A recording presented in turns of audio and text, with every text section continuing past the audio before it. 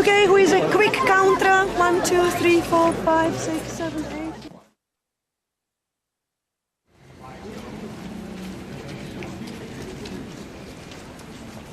8. So now the bus drivers are going to take us back to the city center, to the other side of the Moldau River, right bank.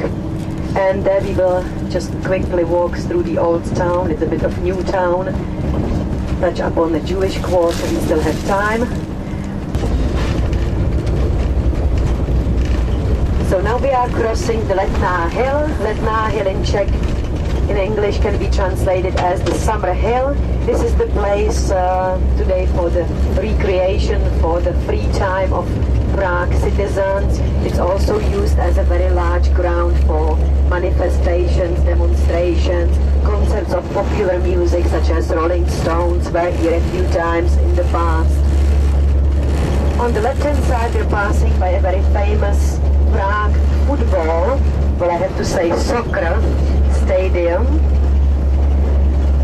It belongs to Prague Sparta soccer team. It's the most famous soccer team in this country.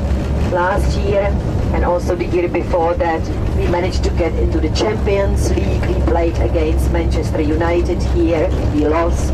We played against Arsenal from London, we lost. But it's a big victory for us to just get into that prestigious Champions League soccer team. So now we are back in Prague 7 district. In front of you on the right hand side, not a very fancy building, is the Ministry of the Interior with the Czech lion. That's the main symbol in this country. Our official state symbol is a lion. The lion very often is portrayed with two tails and always with a royal crown above its head.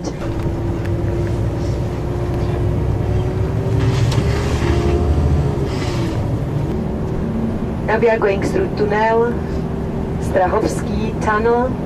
It is the oldest tunnel in this city. We have now 2 more tunnels.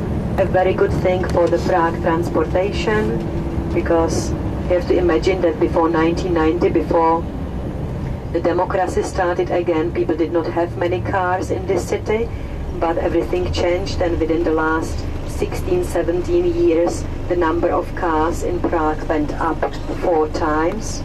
It quadrupled.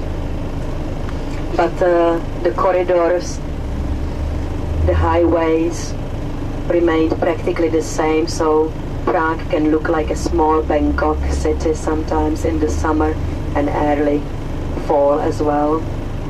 The big building in front of us on the other side of the river with a big glass cupola is another ministry, another governmental building. It's the Ministry of Commerce and Industry of the Czech Republic.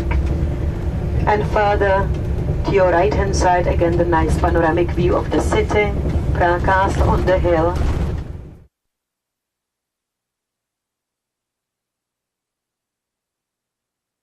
On the left-hand side we are passing by another very big treasure. It's part of the Czech National Gallery today. It shows you the old Bohemian art from the Gothic times, 14th to 16th century. And it's called the Saint Agnes Convent.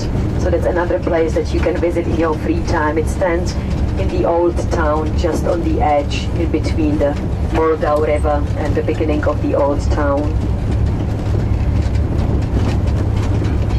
So here we are in the old town already. We will be getting off.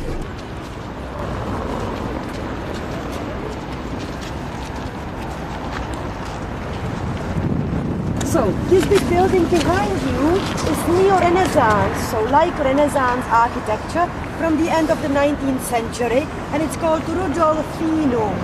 Rudolfinum is the main and the most important concert hall in this country.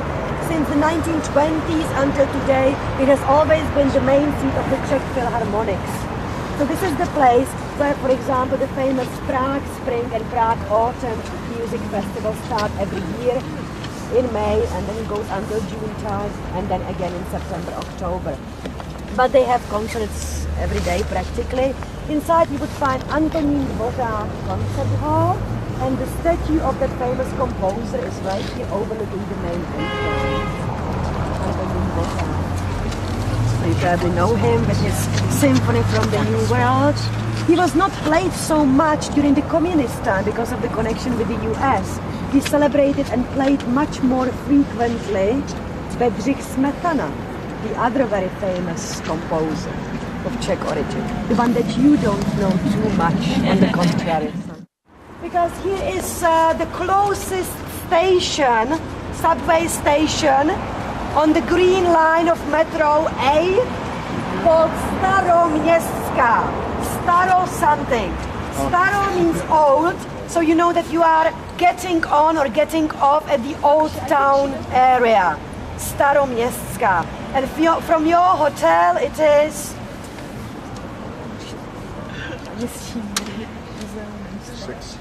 6 stop. If you wanted to go to the castle, then you could just cross this little bridge here and then pick up the trams, the streetcar 22 or 23 and go 2 stops up to the galleries, National Gallery and the castle.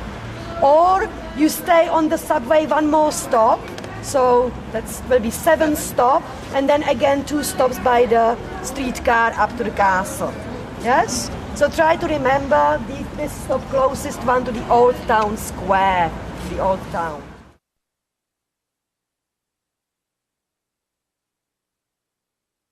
On your left-hand side or behind you is one of the oldest synagogues in Prague, in the Jewish quarter. It's called the Pinkas Synagogue. The Pinkas Synagogue on the first floor has got an exhibit of the drawings of Theresienstadt children. Those were all the imprisoned Jewish children from practically all over Europe, predominantly from the Czech Protectorate of Bohemia and Moravia. And Terezín was the largest concentration gathering transit camp in this country. We did not have camps with gas chambers, but Terezín was scary enough, to say. The rest of the Pinkas Synagogue is just used as a monument, memorial to all the victims of the Holocaust. So there are about 80,000 names of all Czech, that means Bohemian and Moravian, the Jewish people that died during the Second World War, handwritten on the wall. It's probably one of the largest gravestones in the world. So we can go further. The oldest synagogue in Prague, called the Old New. The Old New because there used to be an older one before, and the new one, or the great one, was built next to the older one in 1270. The older one is not standing anymore, so the name changed eventually to Old New. So this is our oldest synagogue from 1270, from the 13th century. Very early Gothic building, still in use as an Orthodox synagogue. And now some American sect has it, or very Orthodox group has it. You rented it to them. I'm not Jewish. So, on the right-hand side, you can see the Jewish town hall. It has got 2 belfries, Christian clock on the top, and if you step on the other side, you can see a clock which goes for us anti-clockwise, for the people completely normal. For the people Tady taky nevypadá. Very interesting. Town hall, in between the house and the corner, you can see an open building with 3 arched windows. There's another synagogue called the High Synagogue, so the model exactly built exactly as synagogues that we find only for Venice. So we will now go to the end of the street quickly.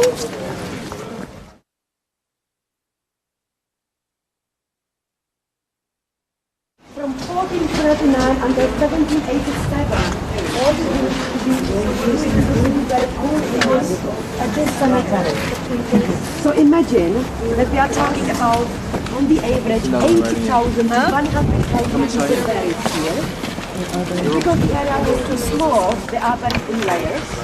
You can very well see that they are buried in layers when you look back and you see the stands, the stalls. So you can see the fence, the black fence with the trees is above the stands, above the street. So there people estimate are 7 to 10 layers. in that particular area, but in the other areas there may be just 5. So with your eyes you see about 12,000 gravestones from different time periods, and about 100,000 people buried in the land.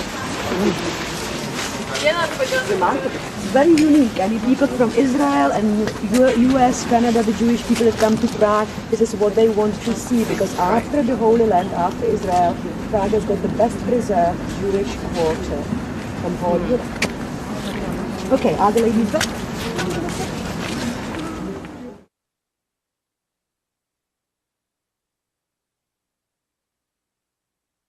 Is the astronomical clock.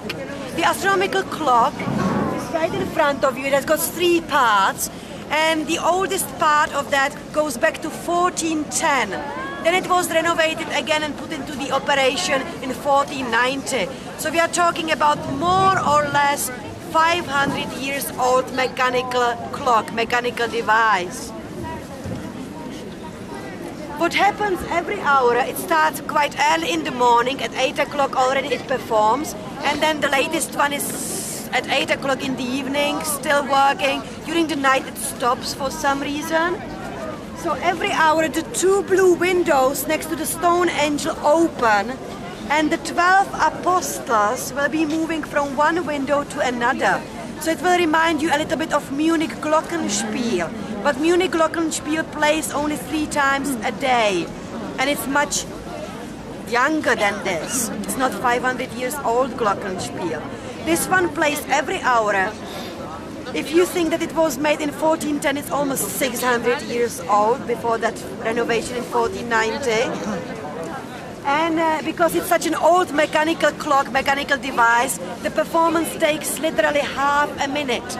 So you either hear on time or you miss it. So it's always better to be here a little bit earlier. You're looking at the clock after a completely new renovation, which was carried out in October until mid-November, when it was on the scaffold last year. So you are looking at a completely regilded zodiac signs and the astronomical planet movements.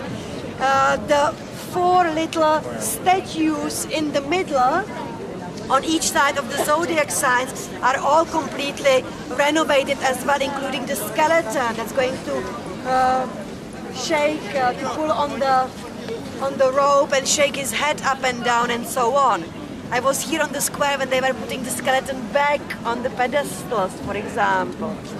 Now, the 4 sculptures in the middle represent the vices, the bad characteristics of the human nature. So starting on your left-hand side, you see a person who is looking in the mirror. That's a vanity. Then next to him is a person who is shaking a money bag full of money. That's greed. If you jump across the zodiac signs and the planets, you come to the skeleton, symbol of death. And the last person playing the music instrument is the Turk, the Ottoman representative. You know that the Turks, the Ottomans, were the biggest enemies of Christian Europe. Vienna, Budapest, Prague for that matter, even though they never got as far as Vienna, as you know. But they had Budapest under their rule for more than 150 years.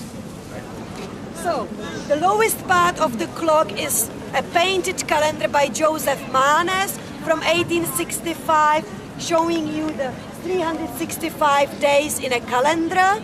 It moves one day by day, so you can see a little black box with a golden arrow which is still pointing up, and the outside circle around the golden circles, the lowest part of the clock, is moving. So if you were standing very close by, you could read today's date on it and the person's name, the holy patron's name that was celebrated that day. It's still in the Czech calendar until today, preserved like that, more or less, even though we're adding new names and old names are being discarded, unfortunately. But we still celebrate name days in this country, next to birthdays and also other Christian holidays like Christmas and Easter time. All the buildings on the left-hand side are just representative ceremonial city town hall of the city of Prague and of the old town. Today the mayor of the city has got a new town hall, And this town hall is just used for weddings. And when another mayor of another city comes to Prague, then he's welcome to the city of Prague inside of the representative rooms. And he's given a special key, just a symbolical key to the gates of the city. Now the last building on the left hand side is also black and white painted. It's called a house at a minute, or a minute, after a famous tobacco product from the 17th century. And it's a beautiful Renaissance architecture, Italian, just like the Schwarzenberg Palace we saw still on the scaffold at the Prague Castle, with the black and white envelopes. This one is even more intricate because it has got black and white human figures and horses, animals. It's even more difficult to do that. It's a little bit like frescoes, you have to do it very quickly. There are contrasting layers in color on the top of each other, superimposed, and you have to stretch in these ornaments as quickly as possible before the layers dry up. So you have to be really skilled to do that. It's a very beautiful house at the minute. The other houses around the square are mainly Baroque architecture, 17th and 18th century. So for the Czech people, not so remarkable because we have so much Baroque in Prague that, you know, it's not that important. What's very important is this beautiful church with two towers called Tyn, T-Y-N. Some people say also Tyn Church.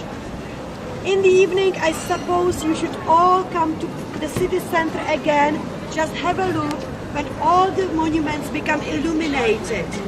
It looks like a fairy tale town, especially this square, then the view of the castle from the Charles Bridge or from the Rudolfinum concert hall. And definitely this Tyn church is just beautiful. It has got very nice white light on it.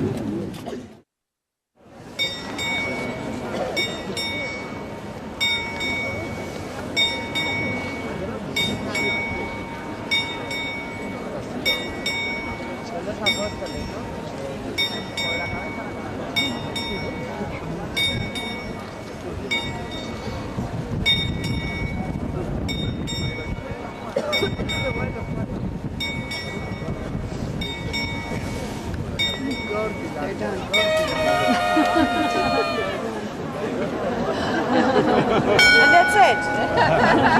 So at 3 o'clock again, if you want to repeat that.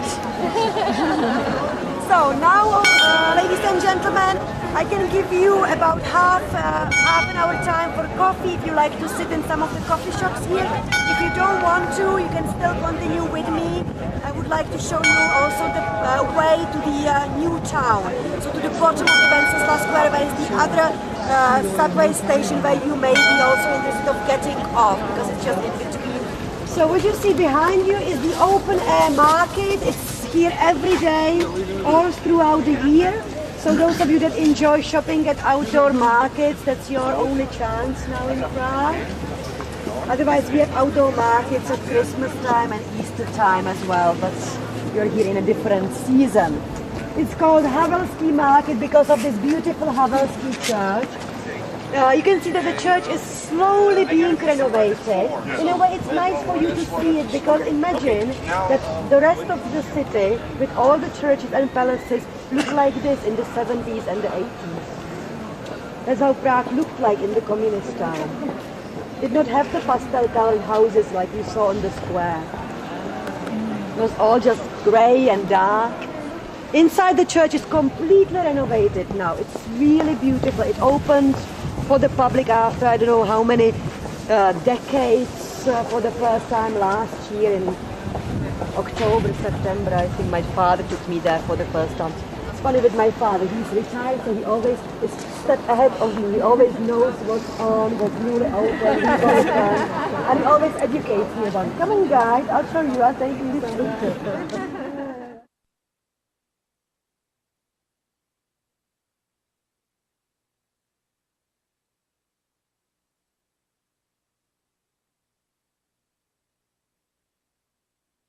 Ladies and gentlemen, you are now looking at Wenceslas Square. We passed the top of it this morning on the bus. So Don Giovanni Hotel is further this way. So you're looking at the Czech National Museum, the horse statue with the good King Wenceslas right there. And this is a square, it's not a boulevard or an avenue for us. We call it a square, even though it's a bit of a misnomer for that. It's the main square in the new town. But new town is also 600 years old part of the city, as I mentioned already. But for us and also for you, the new town is more or less the financial district, lot of shops, bureaus, offices. It's not as historical as the old town. So if you like to go shopping, looking for clothes, shoes, other things, you will find it on the square in different department stores and shopping malls, and also a lot of shopping arcades and stores alongside this road. It is called On the Ditches, na Příkopě. This is called the Golden Cross here. And the closest metro station, well, there are a lot of the entrances to one metro station called Můstek. So you can see it on the big pen over there. And you see it's green 1A from Můstek. So from this one Můstek back to your hotel, 5 stops.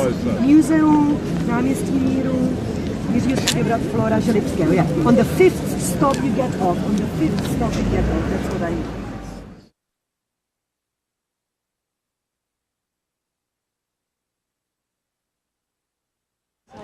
The reverse will take 10 seconds to use the whole It's very nice. Yes, I definitely recommend it, especially if you're an architect. We have in Prague something that's very difficult to find anywhere else, at least I dare to say, and that's cubism. And this is rondo cubism, which is even rarer than normal cubism. Rondo cubism, because it's decorated all around the palace. You don't see that anywhere else. Rondo cubism and cubism. Cubist houses we have in Prague as well. So not just Pablo Picasso's paintings and furniture with chairs, tables, but whole houses made with staircases and cubism.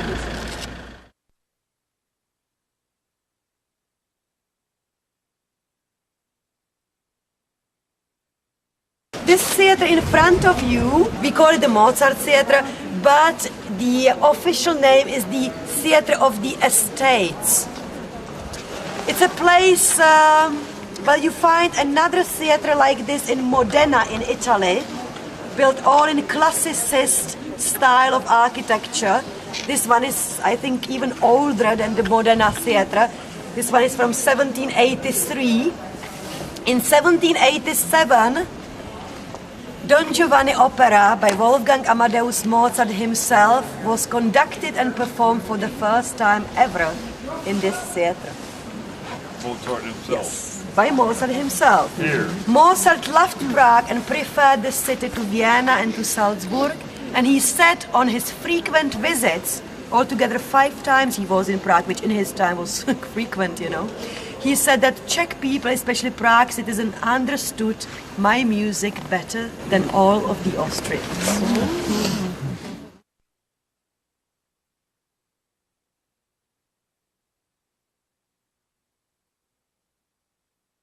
On the right hand side, beautiful yellow palace called Josefov, a bit hidden, but for the Czech people a very beautiful place for ballroom dancing. We have still ballroom dancing seasons just like in Vienna, and at the same time also used as a very precious, very special concert hall.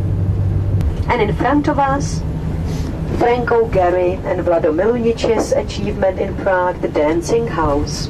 The Dancing House is from 1996, a very modern architecture, a thorn in the eye of some Czech citizens, Prague citizens. For example, Prague Historical Society does not like it very much.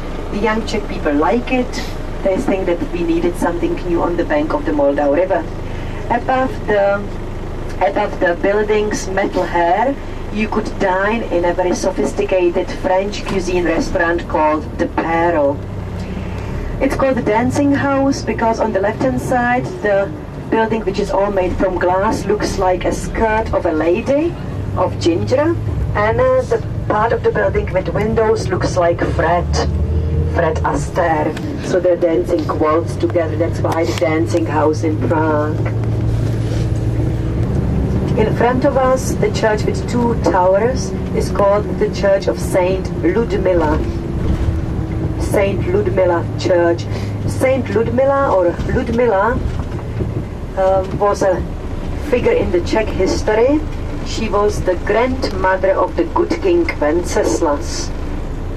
And the poor lady died as well with a very cruel death because the mother of good king Wenceslas let her strangle when she was kneeling down at prayer. She was not happy with the way she was bringing up the little Wenceslas, future good king Wenceslas. So you see that good king Wenceslas lost his grandma in a very early age. She became the first female holy patron of Bohemia, Ludmila, and it's still quite a typical Czech name for ladies as well, Ludmila. Our drivers today took us really around the city. Sometimes they take a different way,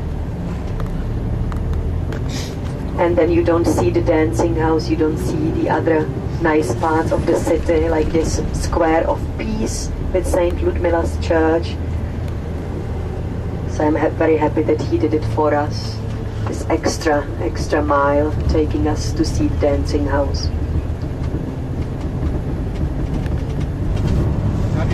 How do you say thank you? Okay, Czech language is quite difficult. Thank you in Czech is děkuji, D-E-K-U-J-I, děkuji. It's very similar language to other Slavic languages like Russian, Slovak, Polish. But Slovak language is the closest one to Czech. So thank you in Czech is děkuji, D-E-K-U-J-I. You can try to pronounce it. You will be here for another couple of days, so it will put a smile on the Czech people's faces if you try to speak Czech to them. So they're quite tolerant actually. So děkuji, or you can say also díky, D-I-K-Y, díky, díky. That's more like thanks, but it's okay. It's not as polite as děkuji, but you get away with that. If you want to greet a Czech person and you know him or know her, it's nice to say ciao, C-A-U, but C is with a little accent, which makes the C soft or softer. So ciao, or we also say ahoy. You know that from the ships, from the boats. Ahoy. So we say that. Good day, which can be used as a greeting all day long, also in the evening, is dobrý den. Dobrý is good, den, D-E-N is day. Dobrý den, good day. So we are back by the Don Giovanni Hotel. So I would like to say my final goodbyes also on behalf of the both bus drivers, Mr. Adam and Stano. It was our pleasure to be your guide and bus drivers today. So we would like to wish you a very nice rest of your afternoon and also a very nice evening in Prague and tomorrow and your free time. We have a saying that once you have been to our city or to our country, you will always think very well about us and you will always try to return to Prague. So thank you very much and goodbye.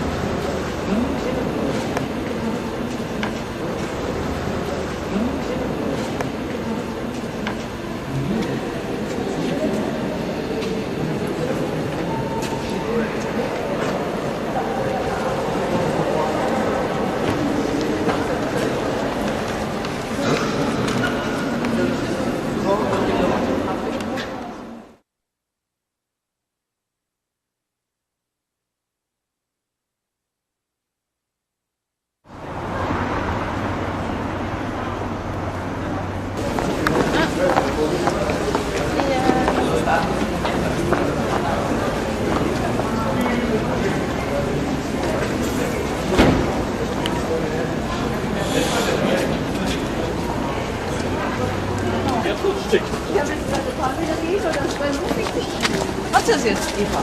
Nee, doch nicht. Più abbordabili. Ancora più abbordabili.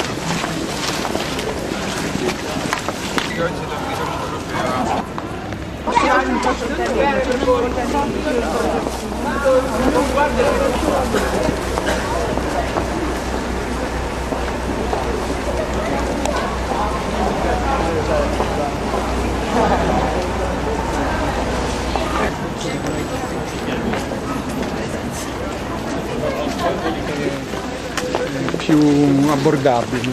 Ancora più abbordabili.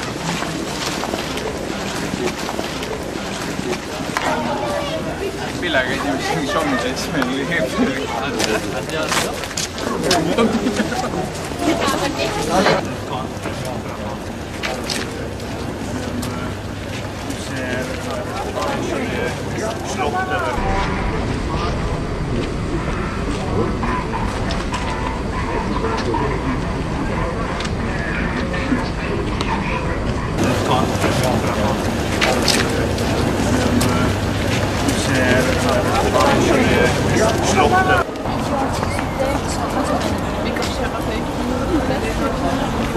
C'est vrai?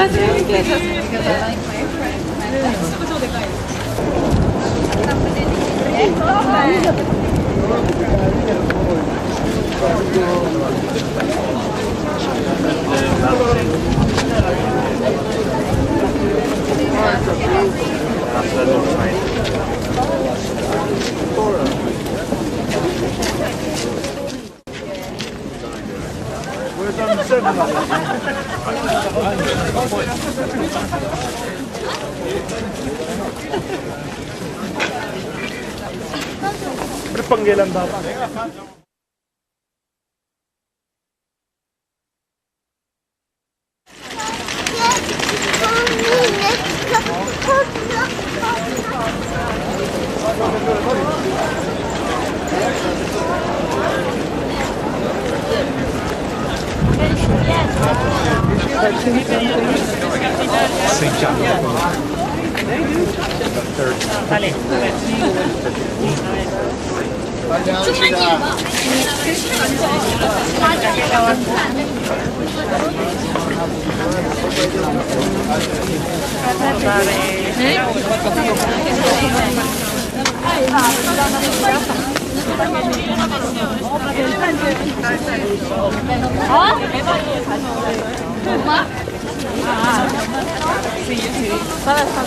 That's fine.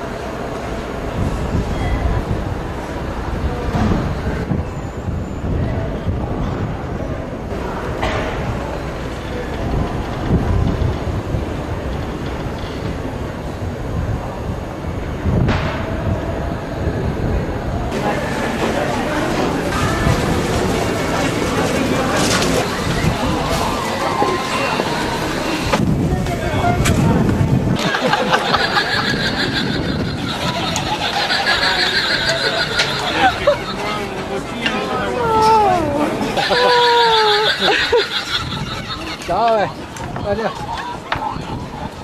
resist it.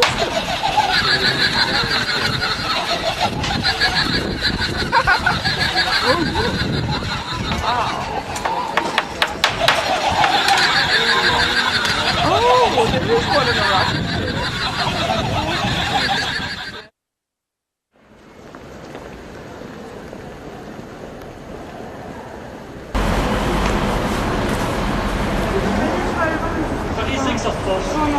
I guess it's a next one. But we see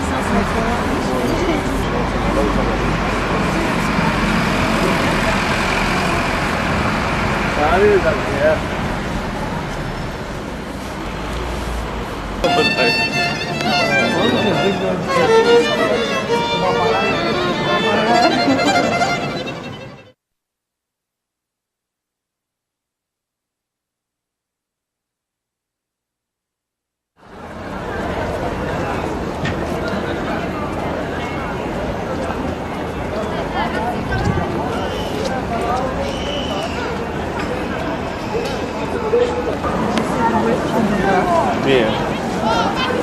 Well, they have everything over there. The vendors have all kinds of stuff. Well,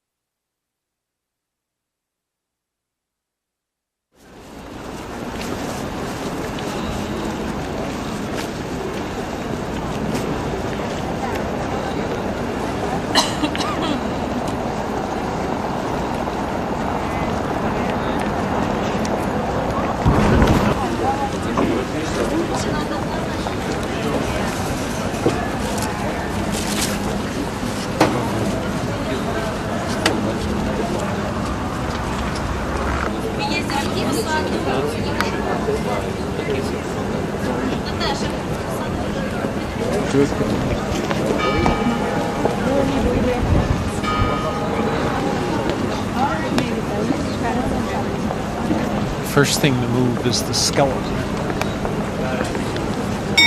There he goes.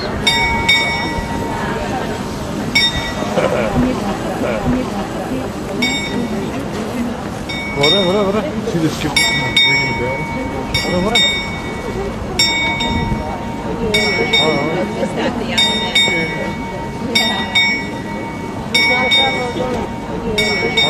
Is that the element?